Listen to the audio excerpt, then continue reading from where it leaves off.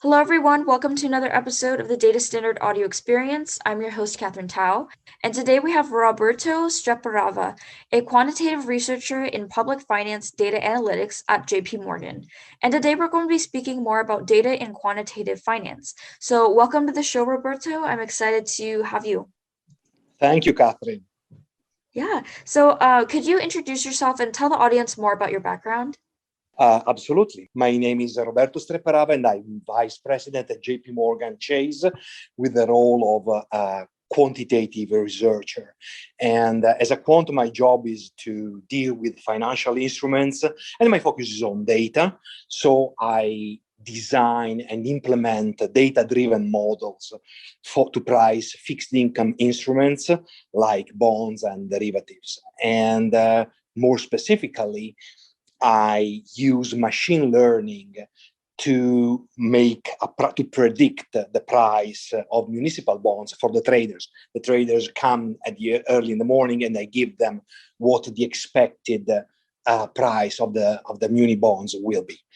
Prior to this role, I have been a financial engineer and data scientist in quite a few countries: US, UK, Switzerland, Italy, and prior to that, I was in the academia. Yeah, that sounds awesome. And so you've had a lot of different background in just data and tech in general. So that's great. And how has the finance world shifted to focus more on data rather than more complex math models? Right. I think the world of finance has changed dramatically since the start of what I call the data revolution. And let me clarify with an example from my own personal experience.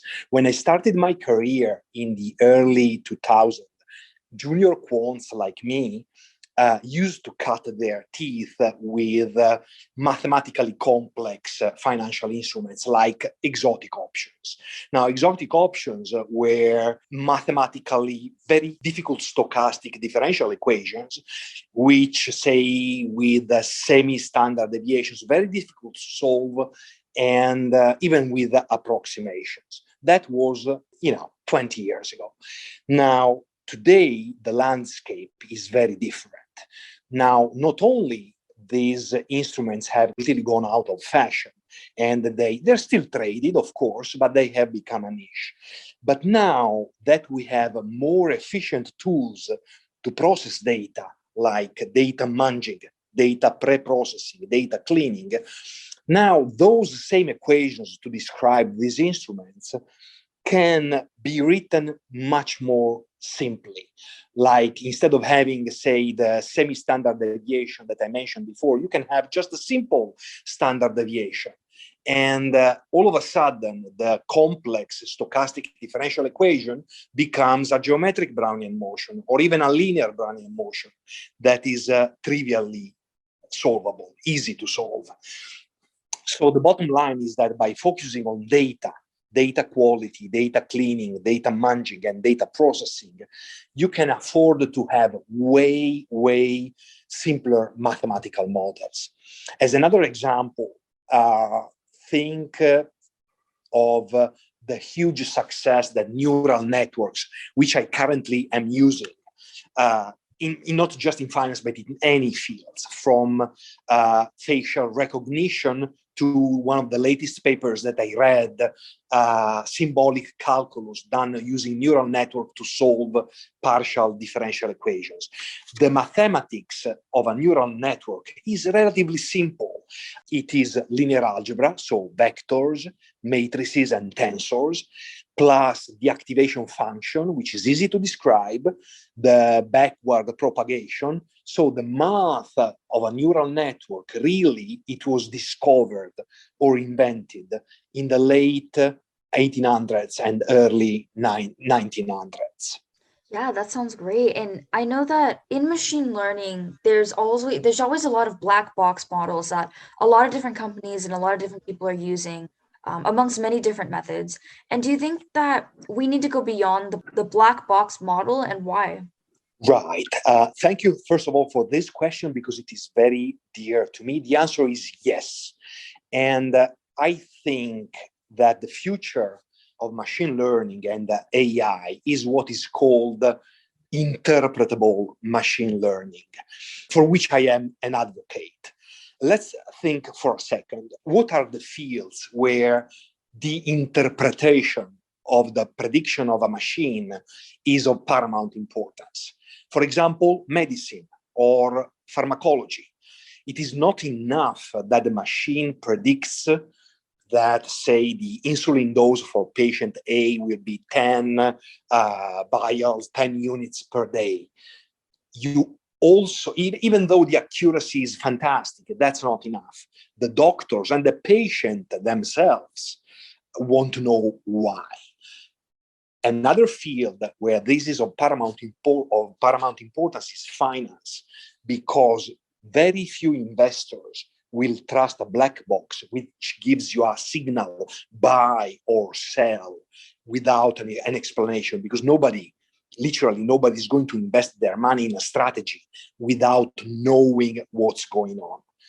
Now, the good thing is that as recently as 2019, we have a lot of techniques in interpretable machine learning.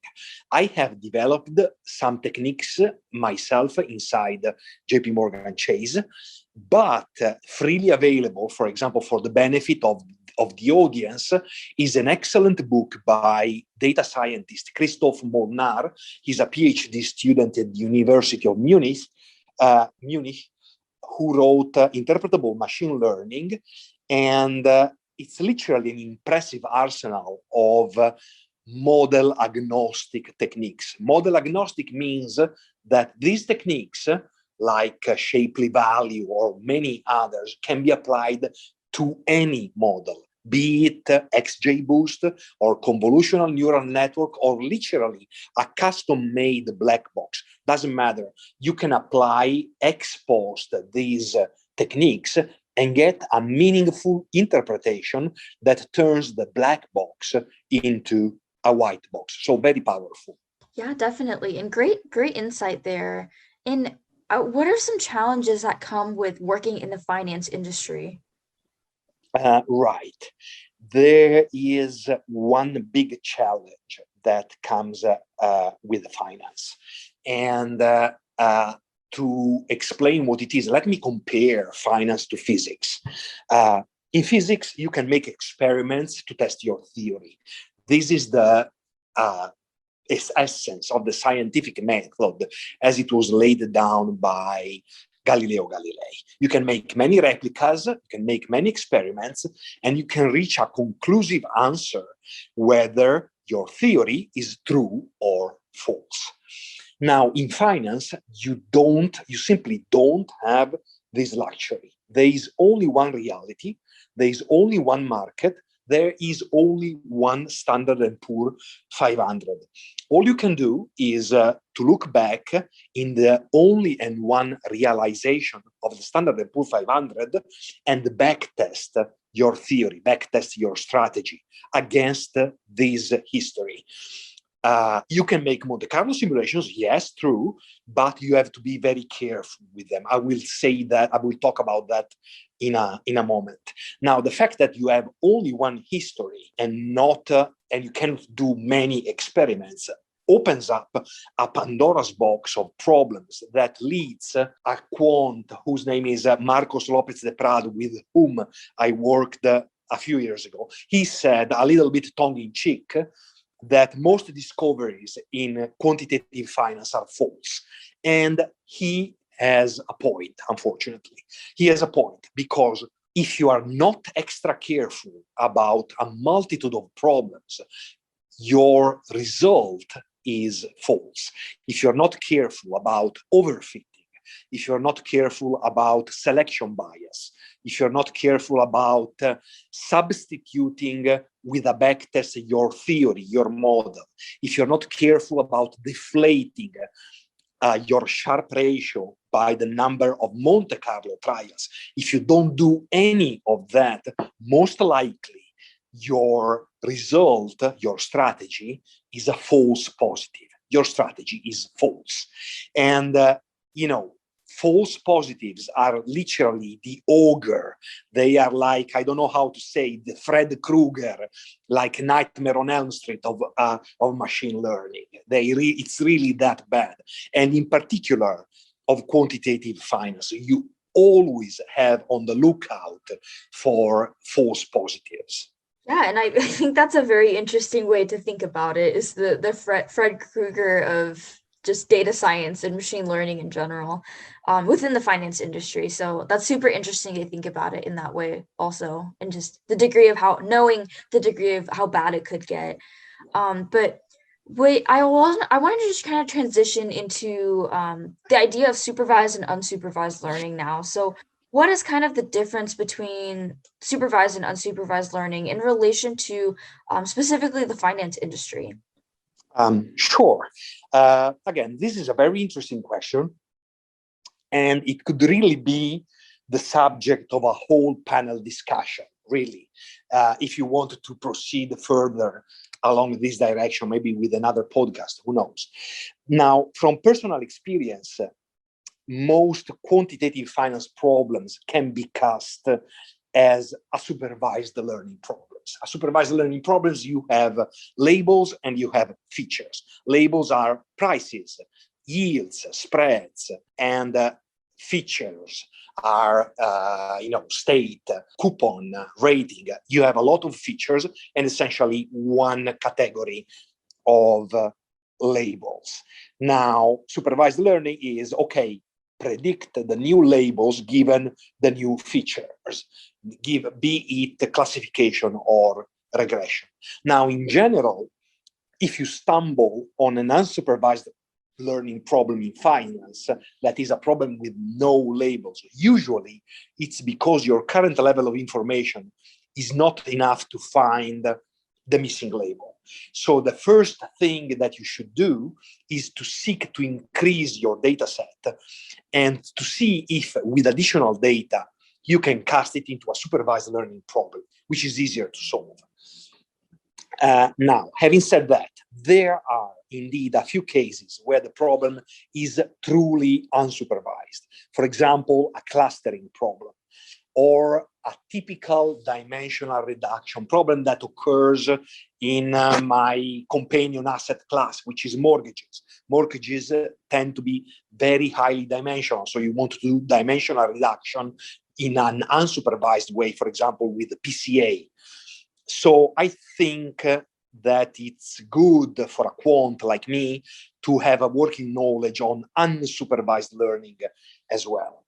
Now, the real challenge, though, and this is not just for finance, but also for other sciences, is literally the ocean of unstructured data in which all of us swim, and which is our natural element, because men, like eusocial animals like bees, communicate and live in a society. Now, the challenge is to be able to process effectively this ocean of unstructured data to which we contribute. So fiat news, newspapers, tweets, podcasts, all this information that I like to say effectively creates the narrative. And the power of the narrative is one of the major, if not the major force that drives the market. Certainly, and I stand by this statement, certainly more than fundamentals, equity fundamentals. Think, for example, of what recently happened with the GameStop stocks, where the price was entirely driven by the narrative. So these happen continuously, and the narrative is what gives shape to our society, and not just financial markets. So that's why I think that natural language processing, NLP, is the next big thing in machine learning and in finance as well. Yeah, definitely. And great insight with everything there. I wanted to say thank you so much, Roberto, for joining us today. It was such a pleasure to have you on the show. Where can our community find you online? I've got a very uncommon last name, so it is very easy to find me. You just Google my first and last name, and I am the first hit. So other than that, you can find me on LinkedIn. You can find me on Twitter. I plan to start a blog on Medium very soon, and you can also find me on Clubhouse. I have a GitHub page where you can freely fork my projects. For example, data science projects, for example, my custom blockchain, and all of my work in quantitative finance. Yeah, sounds awesome. And I know that you also brought up Clubhouse. I heard that that's a very, especially right now, a lot of people are getting onto Clubhouse to be able to network with each other. So it sounds like a great platform to use also and connect with everyone.